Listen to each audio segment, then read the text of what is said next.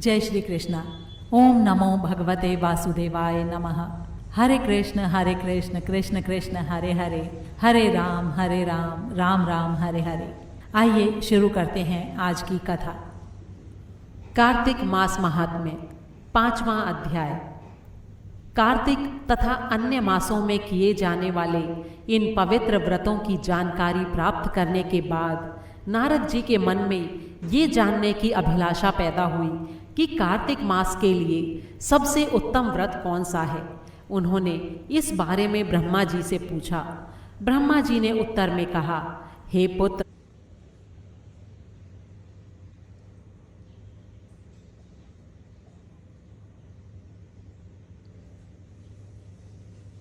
अब मैं तुम्हें उस परम गोपनीय और अटल फल देने वाले नक्त व्रत के बारे में बताता हूँ, जो सुख, सौभाग्य और मोक्ष के साथ साथ स्त्रियों को अटल सुहाग भी देता है।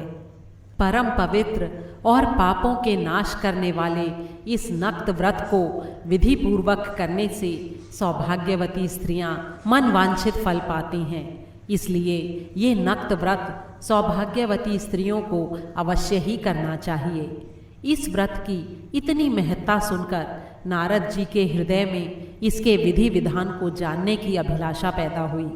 उनकी जिज्ञासा को शांत करते हुए ब्रह्मा जी ने मुस्कुराकर कहा, हे वत्स, ये बहुत ही गोपनीय और देवों को भी दुर्लभ व्रत है, लेकिन तुमसे स्नेह और लोक कल्याण की भावना के कारण कार्तिक मास के इस विशेष व्रत के बारे में मैं तुम्हें सब कुछ बतलाता हूँ। व्रत करने वाला आश्विन शुक्ला पूर्णमासी को प्रातःकाल उठकर शौच आदि से निवृत्त होकर दंत मंजन आदि करे।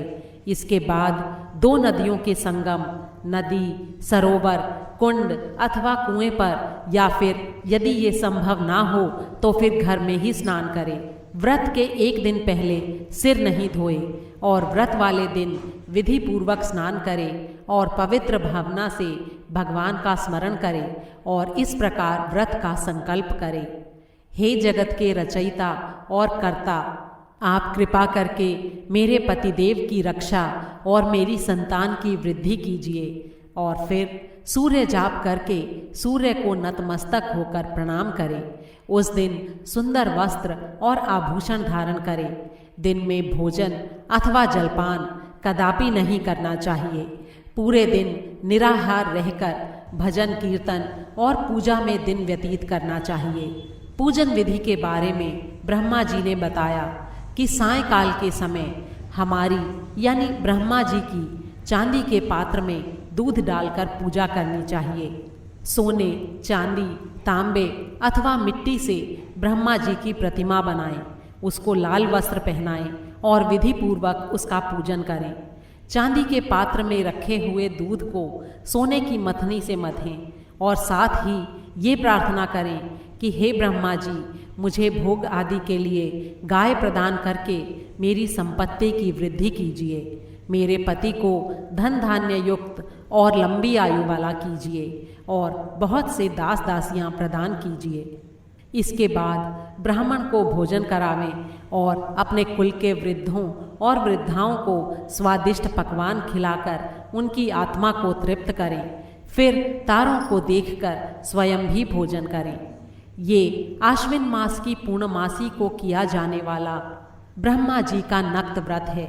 ये व्रत सब प्रकार के पापों का नाश करने वाला, सारी इच्छाओं को पूर्ण करने वाला और ज्ञानी पुरुषों को मुक्ति देने वाला है। भगवान जप, तप और तीर्थ स्नान से उतने प्रसन्न नहीं होते जितने कि इस व्रत से होते हैं। जो ब्रह्मा जी के आगे इस दिन कपूर जलाता है, उसको बड़े वृक्षों और गौओं के दान का फल मिलता है और उसके कई कुल वैकुंठ में वास करते हैं। जो केसर तथा कस्तूरी सहित कपूर अर्पण करता है, उसके कई वंश ब्रह्मलोक को प्राप्त होते हैं। जो स्त्री इस दिन वस्त्र दान करती है, वो कपड़े के सूत्रों की लड़ियों के बराबर करोड़ वर्ष वैकुंठ में वास करती है। जो गहने दान करती है, उसको ब्रह्मलोक की प्राप्ति होती है। जो स्त्री हृदय में ब्रह्मा जी का नाम लेती है और मस्तक पर निर्माल्य धारण करती है, वो हमेशा सौभाग्यवती और पतिव्रता बनी रहती है। इस व्रत को करने वाले को आश्विन शुक्ला पूर्णमासी को स्नान पूजन करके ब्राह्मणों को भोजन कराना चाहिए और वृद्ध जनों का पूजन करना चाहिए। शाम के समय ब्रह्मा जी का पूजन करके ये प्रार्थना करनी चाहिए, हे ब्रह्म विधाता, ये व्रत मैंने आपके निमित्त किया है।